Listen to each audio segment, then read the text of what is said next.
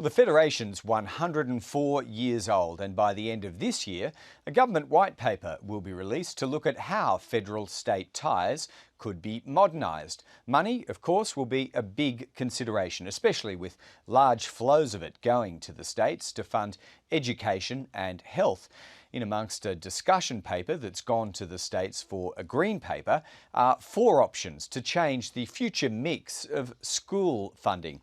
It ponders options like the states taking full funding responsibility for their schools, or a funding mix with the Commonwealth, quote, adjusted for student need and the ability of families to make a contribution. In other words, it all amounts to means testing.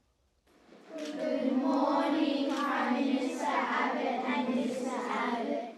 I think it's good that some of the states and territories at least are thinking creatively about how they can responsibly fund their operations. Even his own paper acknowledges that the public school system, for the first time ever, will have to look at introducing public school fees. States and territories run public schools, so what happens with public schools is absolutely a matter for states and territories. Look, I think when the debates around means testing applies in certain areas, but I personally wouldn't apply it to education. Universal quality education is absolutely important in any society. There is nothing more central to our system of government than a free universal system of public education and a free universal system of public health. And Tony Abbott appears willing to tear that up.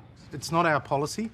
The states run the schools, and it's obviously not something that we're interested in. I wouldn't support any reduction in funding to public schools at all. How you fund public schools in terms of what contribution parents might be expected to make is absolutely a matter for the states and territories. I think you're speculating about something that isn't policy and isn't going to happen.